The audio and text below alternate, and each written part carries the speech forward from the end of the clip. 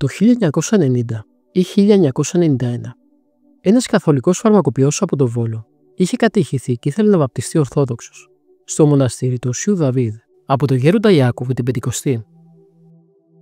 Όλα ήταν έτοιμα και από το Σάββατο είχαν έλθει ο ανάδοχος και ο υποψήφιος προς βάπτιση. Την Κυριακή και κατά την ώρα της Θείας Λειτουργίας, μπαίνει ο ανάδοχος στο ιερό την ώρα που λειτουργούσε ο γέροντας Ιάκωβος και του λέει ότι ο υποψήφιος για τη βάπτιση, ο οποίος παρακαλούσε πολύ καιρό να βαπτιστεί, πήρε την απόφαση τώρα να μην βαπτιστεί και έφυγε.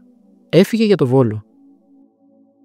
«Μη στεναχωριέσαι, παιδί μου», του λέει ο γέροντας. «Σε 20 λεπτά θα είναι εδώ».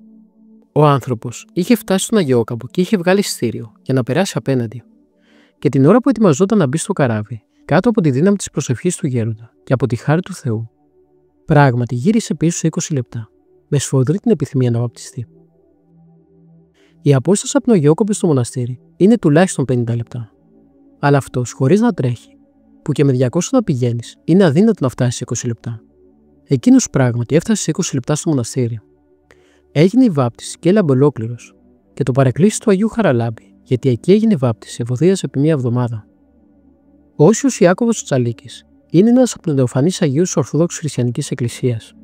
Αγιοκατατάχθηκε στις 27 Νοεμβρίου του 2017 με απόφαση της Ιεράς Συνόδου του Οικουμενικού Πατριαρχείου Κωνσταντινουπόλεως. Η μνήμη του τιμάται κάθε χρόνο στις 22 Νοεμβρίου.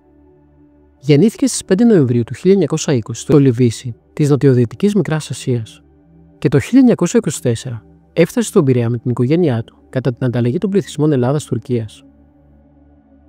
Η οικογένειά του εγκαταστάθηκε στον Άγιο Γεώργιο Φωκίδας και τον επόμενο χρόνο στο χωριό Φαράκρα της Εύβοιας.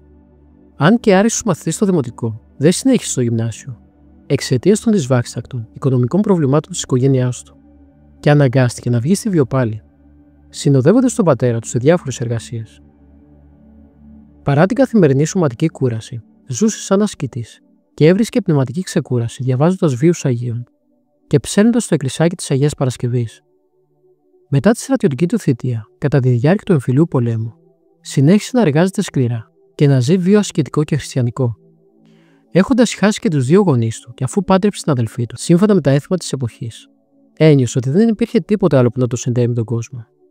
Πήγε λοιπόν στη μονή του Οσίου Δαβίδ του Γέροντος, στη Βόρεια Εύβοια, η οποία τότε βρισκόταν σε μεγάλη παρακμή για να γίνει μοναχός. Δεν έγινε με καλή διάθεση δεκτός από τους λίγους μοναχούς της, οι οποίοι τον δυσκόλεψαν πολύ με τη συμπεριφορά τους. Ο Ιάκωβος όμως, δείχνοντας μεγάλη υπομονή, ταπείνωση και αγάπη, κατέφερε με την πάροδο του χρόνου να γίνει αποδεκτός. Σε ηλικία 32 ετών έγινε δόκιμος μοναχός και στις 19 Δεκεμβρίου του 1952 στη Χαλκίδα, ο Μητροπολίτης Γρηγόριος τον χειροτώνησε διάκονο και πρεσβύτερο, εκτιμώντας όχι τα πολλά γράμματα που άλλωστε δεν ήξερε, αλλά την ευσέβειά του. Ως ιερέας πλέον της Μονής, δεν έπαψε να εργάζεται χειρονακτικά στα κτήματά της και παράλληλα να ζει ασχετικά.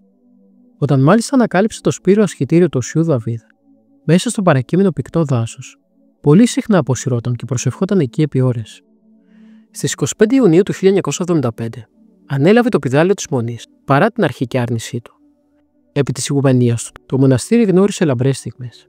Αναδιοργανώθηκε εκ βάθρων, προσελκύοντας πλήθη πιστών από όλη την Ελλάδα, που αναζητούσαν το διορατικό και προορατικό του χάρισμα, αλλά και το φωτισμένο λόγο του. Όντας ασθενική φύση σωματικά, αντιμετώπισε σοβαρά προβλήματα υγείας και χρειάστηκε να χειρουργηθεί επί μακρόν. Στις 21 Νοεμβρίου του 1991, ο γέρον Ιάκωβος εγκατέλειψε την επίγεια πορεία του και απεδίμησε εις Κύριον. Την ευλογία του να έχουν.